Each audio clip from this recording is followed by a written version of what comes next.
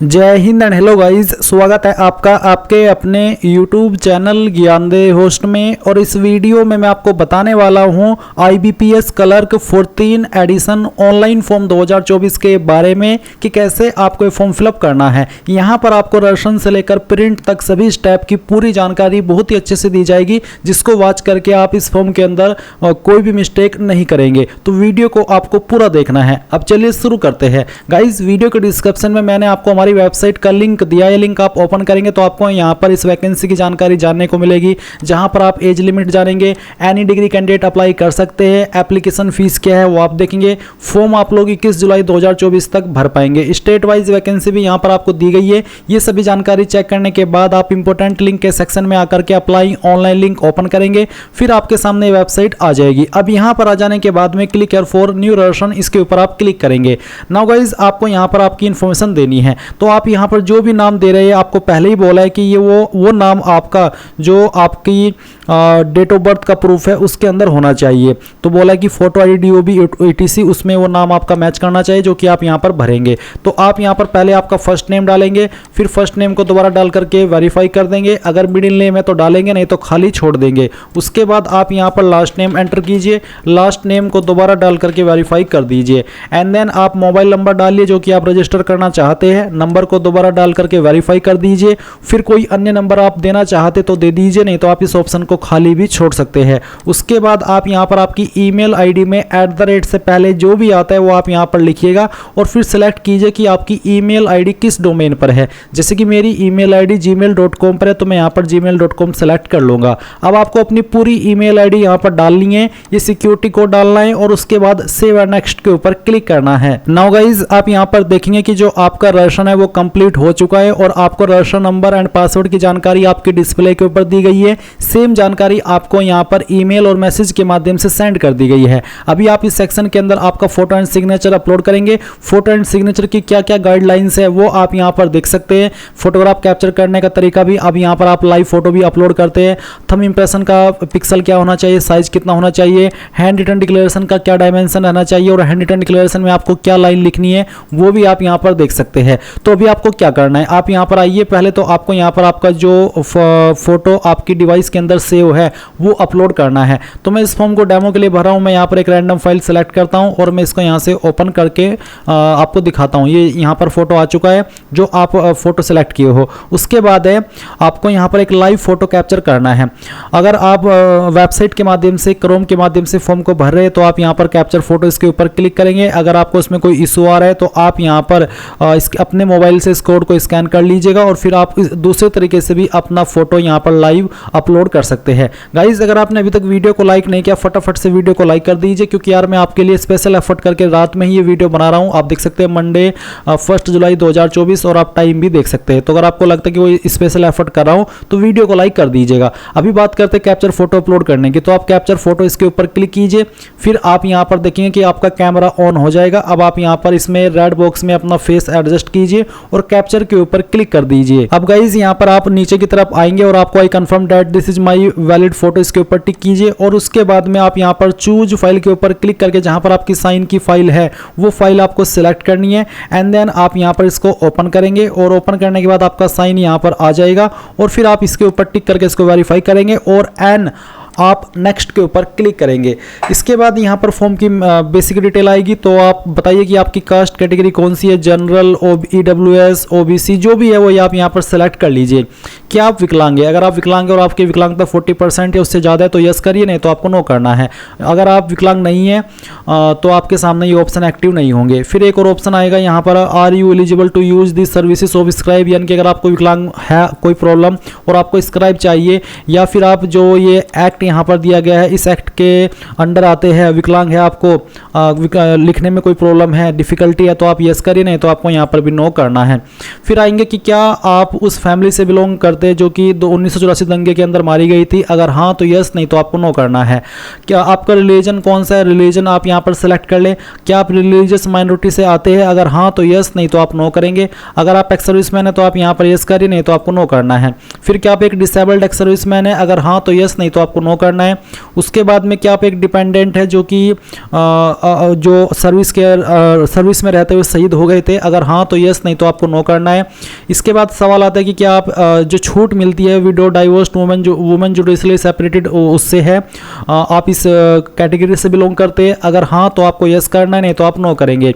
उसके बाद क्या आप CWE CRP क्लरिकल कार्डर में पहले भी अपियर हुए हैं, अगर हाँ तो यस, नहीं तो आप नो करेंगे। अगर यस तो आप यस करके बताएं कि आपने कितने अटैम्प्ट दिए हैं और आपका जो इसके पहले का अटैम्प्ट था, लास्ट अटैम्प्ट कौन सा था वो भी आपको बताना होगा। पर अगर आप फर्स्ट टाइम है तो आप नो कर दीजिए। नेशनलिटी में आप यहाँ पर सिलेक्ट कर लेंगे इंडियन, और आप कौन सी स्टेट की वैकेंसीज के लिए अप्लाई कर रहे हैं वो आप सिलेक्ट कर लीजिए। उसके बाद स्टेट कोड आ जाएगा, जो आपका प्रीलिम एग्जाम सेंटर है वो कहाँ पर रखना चाहते हैं इन सिटी में वो आप सिलेक्ट कर लीजिए। उसके बाद मेन एग्जाम सेंटर कहाँ रखना चाहते हैं वो आप सिलेक्ट कर लीजिए। और फिर यहाँ पर आपको बोला कि I intend to bring the following ID when appeared for the examination, तो आप इसके ऊपर टिक करके कौन सी आईडी आप जब आपका एडमिट कार्ड आएगा और फिर आप एग्जाम सेंटर पर जाएंगे वहाँ पर लेकर के जाना चाहते हैं, जो भी आईडी आप सिलेक्ट करेंगे फिर उसी का नंबर देंगे और यही आईडी आपको एग्जाम वाले दिन लेकर के जानी है। Kindly indicate medium of paper, किस लैंग्वेज में आप पेपर देना चाहते हैं, इंग्लिश एंड हिंदी या फिर इंग्लिश एंड उर्दू, जो जिसमें भी देना चाहते हैं वही आप सिलेक्ट कीजिए। अब आपको यहाँ पर जो भी डेट ऑफ बर्थ है वो सिलेक्ट करनी है, जेंडर अपना बताना है, आधार कार्ड का नंबर देना है, पैन कार्ड का नंबर देना है। अगर आप जुड़वा भाई बहन है तो आप यस करेंगे, do you have twin brother sister में, नहीं तो आप नो कर दीजिए। जेंडर आपको बताना होगा अगर आप ऊपर वाले ऑप्शन में यस करते हैं। मैरिटल स्टेटस आपका क्या है वो आप यहाँ पर सिलेक्ट करेंगे, फादर नेम देंगे, मदर नेम देंगे। एड्रेस फॉर कॉरेस्पॉन्डेंस में जो प्रेजेंट एड्रेस है वो आप यहाँ पर लाइन 1, 2, 3 के अंदर थोड़ा थोड़ा पार्ट अपने एड्रेस का लिख देंगे। स्टेट यहाँ पर जो भी है आपकी वो सिलेक्ट कर लेंगे। फिर डिस्ट्रिक्ट आपकी कौन सी है वो डिस्ट्रिक्ट सिलेक्ट कर लेंगे और जो आपका पिन कोड है वो भी आपको यहाँ पर डाल देना है। अब अगर आपका प्रेजेंट और परमानेंट एड्रेस एक ही है तो आप यहाँ पर टिक कर दीजिए, अलग है तो अनटिक करके अलग से भर दीजिएगा। किस एड्रेस के ऊपर आप अपनी एप्लीकेशन फीस की जो GST इनवॉइसिंग है वो भेजना चाहते हैं, स्लिप है, तो वो आप यहाँ पर बताइए और एंड देन आप सेव एंड नेक्स्ट के ऊपर क्लिक करेंगे। अब गाइज आपके सामने यहाँ पर क्वालिफिकेशन, एक्सपीरियंस और लैंग्वेजेस का सेक्शन आ जाएगा। अभी आपको यहाँ पर ग्रेजुएशन इक्विवेलेंट के सेक्शन में बताना कि आपके पास इनमें से कौन सी क्वालिफिकेशन है। अगर आपकी क्वालिफिकेशन यहाँ पर दी गई है तो आप इसको सेलेक्ट कर ले, नहीं तो अदर्स के ऊपर क्लिक करके खुद से अपनी क्वालिफिकेशन का नाम एंटर कर दे। और इसके बाद गाइज आप यहाँ पर जो आपका स्पेशलाइजेशन है वो आप बताइए, अगर इसमें नहीं है तो अदर्स के ऊपर क्लिक करके खुद से आप भरेंगे। फिर आपको डेट ऑफ पासिंग बतानी है, डेट, फिर मंथ और उसके बाद में जो भी ईयर है वही आप सिलेक्ट कर लीजिएगा। परसेंटेज जो मार्क्स क्या थे वो आप बता दीजिए, क्लास ग्रेड आपकी क्या थी वो आप यहाँ पर भर दीजिए। एंड जिनके 60+ % होते हैं वो फर्स्ट क्लास के अंदर आते हैं, जिनके 45 से 59 के बीच में होते हैं वो सेकंड क्लास, एंड जिनके 33 से लेकर के 45 के बीच में रहते हैं वो पास क्लास या फिर थर्ड क्लास में आते हैं। अगर आपने PG डिग्री किया तो वो भी आप यहाँ पर सेम तरीके से बता सकते हैं, कोई प्रोफेशनल क्वालिफिकेशन है वो भी। एंड उसके बाद एक सवाल है कि क्या आपको ऑपरेटिंग एंड वर्किंग नॉलेज है कंप्यूटर सिस्टम की, अगर हाँ तो यस, नहीं तो आप नो करेंगे।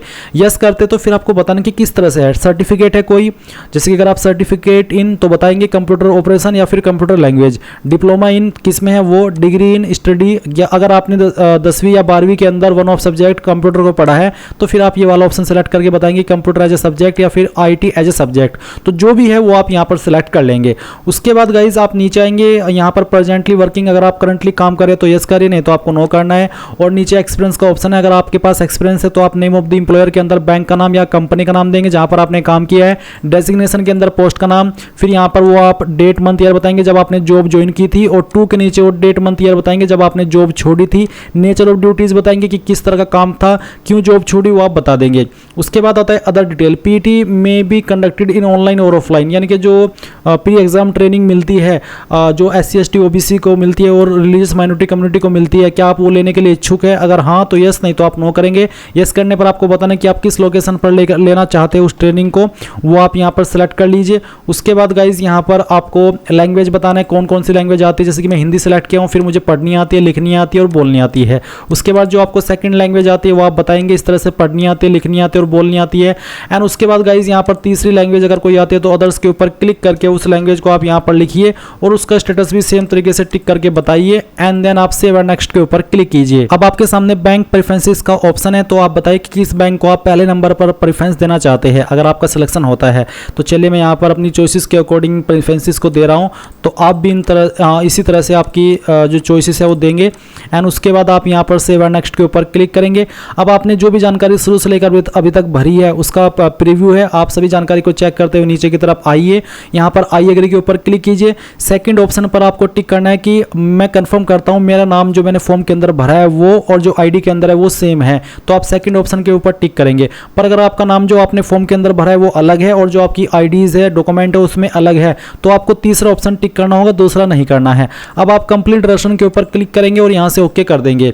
इसके बाद गाइज आपको यहाँ पर लेफ्ट थंब इंप्रेशन यानी कि बाएं अंगूठे का निशान अपलोड करना होगा, तो चूज फाइल के ऊपर क्लिक कीजिए। जहाँ पर थंब इंप्रेशन की फाइल है ओपन कीजिए, आपकी फाइल यहाँ पर आ जाएगी। इस तरह से इसको ओके कर दीजिए। फिर आपको हैंड रिटन डिक्लेरेशन अपलोड करना है। अब इसमें मैंने बताया था क्या लिखना है, ये लाइंस आपको लिखनी है जो कि यहाँ पर आप इसमें देख सकते हैं। ये लाइंस इसमें बस आपको आपका नाम रिप्लेस कर देना है और ये सेम लाइन मैंने अपनी वेबसाइट के ऊपर भी लिखी हुई है, ये वाली, ये आपको एक कोरे कागज के ऊपर लिखनी है और उसको स्कैन करके यहाँ पर अपलोड करना होगा। तो जहाँ पर भी आपकी फाइल है हैंड रिटन डिक्लेरेशन की, इसका साइज आपको 100 KB से कम ही रखना है, ज़्यादा होगा तो वो अपलोड नहीं हो पाएगा। इसके बाद आपको यहाँ पर ये जो कैप्चा कोड है वो एंटर करना है। ये एंटर करने के बाद में आप सेव एंड नेक्स्ट करेंगे और यहाँ से ओके कर देंगे। अब आपको एक बार फिर से जो कैप्चा कोड है वो डालना है, क्योंकि आपको ऊपर फीस का अमाउंट देखने को मिल रहा है, जिससे कि ये कंफर्म होता है कि हाँ मैं इस फीस के लिए रेडी हूँ। अब आप यहाँ पर सबमिट करेंगे। सबमिट करने के बाद आपको पेमेंट के पेज पर ट्रांसफर किया जाएगा। और गाइज यहाँ पर आप आपकी एप्लीकेशन फीस इनमें से किसी भी माध्यम का इस्तेमाल करके जमा कर पाएंगे। जैसे फीस जमा हो जाएगी तो आप अपने फॉर्म का फाइनल प्रिंट आउट ले पाएंगे और आपका फॉर्म कंप्लीट हो जाएगा। सो गाइज ये थी जानकारी। मैं आपको एक बार फिर से याद दिला दूं कि रात में स्पेशल एफर्ट करके वीडियो बनाई है, तो यार वीडियो को लाइक कर दीजिएगा। लाइक करने से मुझे सिर्फ मोटिवेशन मिलता है, इससे मुझे कोई पैसे वैसे नहीं मिलते। अगर आपको लगता हो कि पैसे मिलते हैं, ऐसा कुछ नहीं है, तो लाइक कर दीजिएगा। सब्सक्राइब करना ना करना वो आपकी मर्जी है। एंड थैंक्स फॉर वॉचिंग और मेरी तरफ से गुड नाइट।